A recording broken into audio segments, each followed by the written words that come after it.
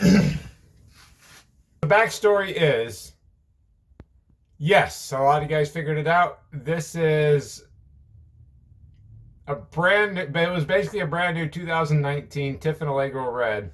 It has 2,000 miles on it, and then it was in an accident. It was taken to a repair facility, and they quoted it out, and the insurance company just totaled out the coach because of it.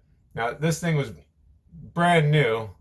Obviously, it went to a insurance auction. Now, what I think is most surprising about the total on this, or that the insurance write-off on this, is there's absolutely no way that front end damage required that much work as far as to total out a coach. I'm assuming that whatever shop it went to, they didn't really want to do the work, and so they priced it exorbitantly high so that they wouldn't have to do it.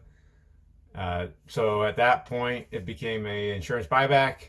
But this is like $250,000 coach. It was brand new. There's not $200,000 worth of work to be done on this. So it is very surprising that it was totaled out for that. Let me give you guys some insider information. A lot of times, RVs are much more like houses. And you can have people flipping houses, and you can have people flipping RVs. It's not very common in the large multi-state dealers, but it is fairly common in the rest of the industry. They're usually referred to as investors, and an investor picked up this coach at an auction. Now, this was on the other side of the country, and it can be difficult to pick up anything on the other side of the country without inspecting it. But based on the pictures, the years, and what was available, this wasn't a bad buy, especially because the rest of the coach was pristine. It was just front end damage. I purchased it from the insurance auction. They arranged to have the coach towed. Again, it's very difficult to find a towing company or shipping company to ship something this size all the way across the country, and they want upfront payment first. And so at that point, you're at the mercy and hope that they deliver it on time as best as they can. So it was very unfortunate that a state police officer insisted that they tarp this coach. I think it was somewhere in Alabama, which is ironic because, this is from Alabama. But I understand there was that glass falling off. Now, keep in mind, I'm not the investor. I'm hardly involved in this thing at this point. This is just the information I'm getting. When it showed up here, everybody was a little bit brokenhearted because, well, there's a lot more work to do on it. And then they still had to get it off the tow truck. So that's a little bit of back history on this. A lot of you guys were correct. This is our total insurance job. So the good news that I'm working with on this is that I don't have an RV owner that's going to be going over everything with a fine-tooth comb. This is now just a used RV. I know a lot of people say, oh, it doesn't have any value. This thing has a lot of value. This is a beautiful coach. It's brand new. I agree that maybe it doesn't have the same value as a non-totaled coach, but it does have tremendous value because, again, 2,000 miles, this chassis is pristine. The wheels are basically brand new. All the appliances are fine. Everything inside is good, and I think you guys will start to appreciate how good it's going to look. It's just unfortunate all that body damage happened. And I also know a few people are concerned about towing company strapped it down with ratchet straps so tight that it destroyed everything, but they were just standard off-the-shelf ratchet straps to hold the tarp down. So they weren't. The coach itself was strapped down in chains at the on the tires, just like you normally would. So the straps were only used there to hold the tarp on, and of course you can see how loose the straps were because they were just digging in as it was vibrating down the road. So it wasn't. There's no damage to the top other than they did damage to the solar panel too. Well, that and the satellite dish. The investors already paid for the coach, the fees, the shipping. At that point, there's not too much to do. You can't cry over it anymore. They just have to move on. And investments are a risk, and that's what we're doing now. Trying to get this thing back together so that it can go back and be used as somebody's house. This will be nice for somebody's house. They'll get a good deal on this one. All right, let's take a look at this thing.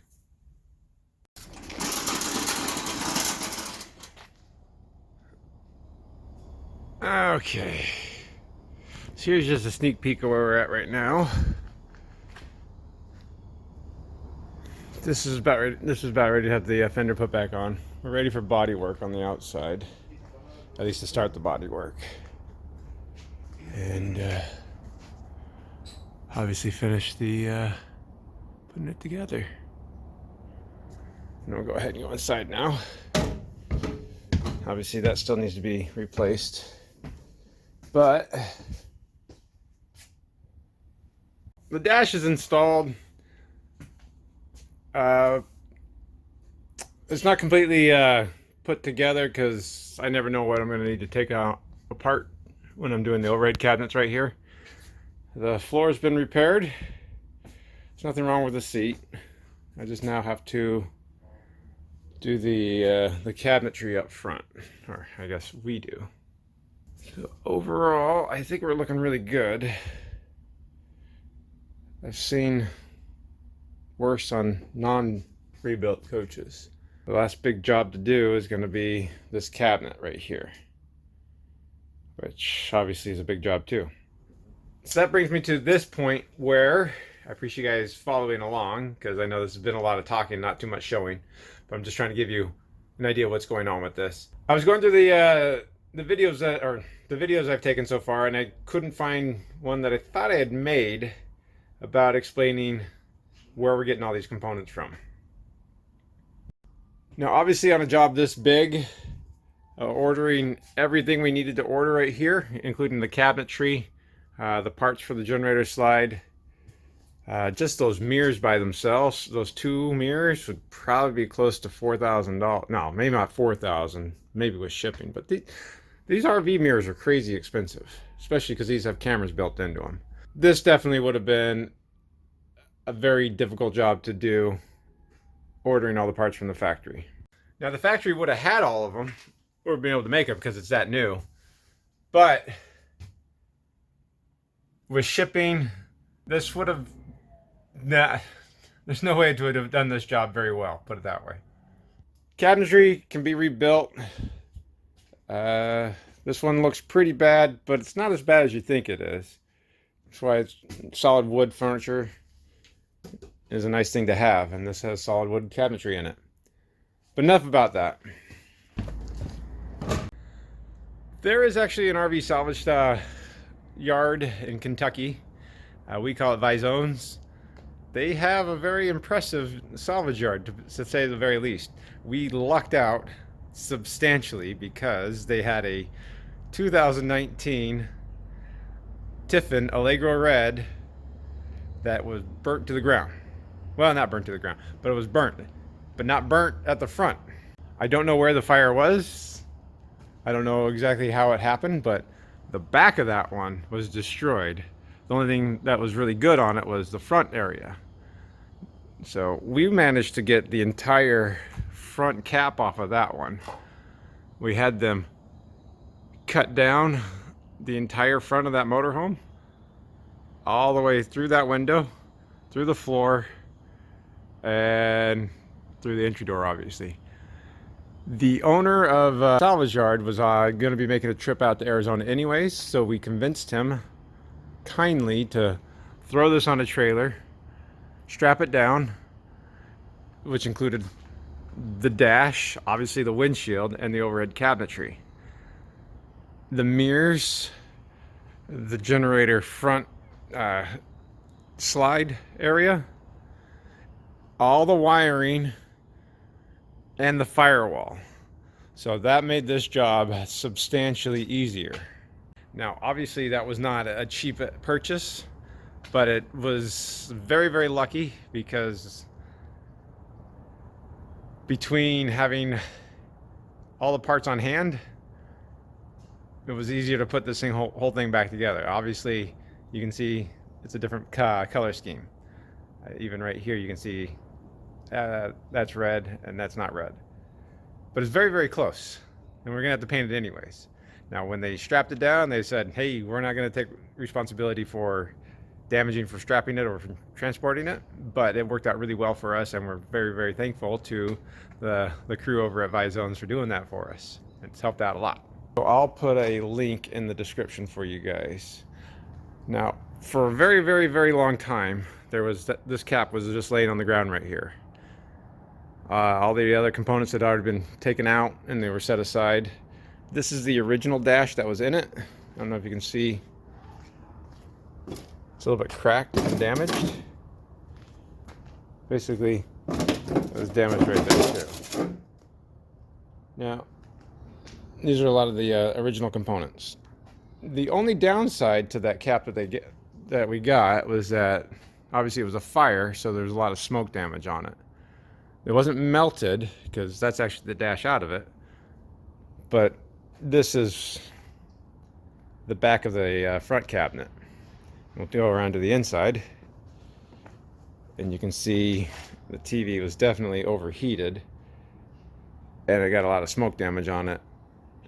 But we won't be using these cabinets, but it's really important to know all about the wiring here. This is the ceiling off of it. You can see, again, it's smoke damage. This is vinyl, so if it was a fire issue, that would have been the first thing to melt down. Even at the TV, that's where the TV would have been. Now these are the foam that came out of the front cap that they cut out with the Sawzall. That's obviously the ceiling. Over here is the wiring harness. But strangely enough, this is not the wiring harness out of that salvaged one. This is a wiring harness out of the damaged one because we had to go through the firewall and the firewall got damaged. So that's what we're doing there. I hope that makes some sense to people. I'm sorry I lost that footage. I thought I'd done a better job of holding on to it. But that's the story of this motorhome, the rebuild, and where we're getting the parts from. There's no doubt, like on that Corian piece at the entry step, we'll probably have to order that from Tiffin. There'll be a few items that we'll still have to order, but a lot less than it was going to be. After this, we'll backtrack a lot to how we got to this point. But that's a good looking RV now. It's going to look a lot better here soon. And I really appreciate you guys watching. Have a good day. Bye.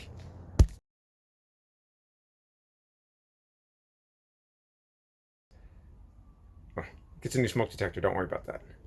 With that being said, I hope that explains a little bit more to you guys and why we picked up that salvage front cap, and we're making all those parts work. Because if we were to order everything we need to order from the factory, yeah, this would be $200,000 just in parts alone, just because of shipping.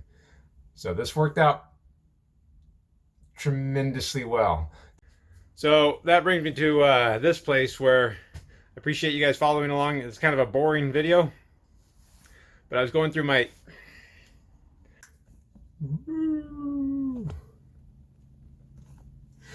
all right, guys. I feel okay. So I feel like maybe I didn't explain what's going on with this Tiffin Allegro Red quite adequately enough. Mostly, I did the video just because I had a number of viewers and subscribers asking me. Basically, I've seen the outside. Let's see the inside of some of these things and what's inside and how they're made. And I was in the middle of this project, so I figured, what better way to see the inside of something than when something's torn apart like this. So, backstory is, a lot of you guys figured it out.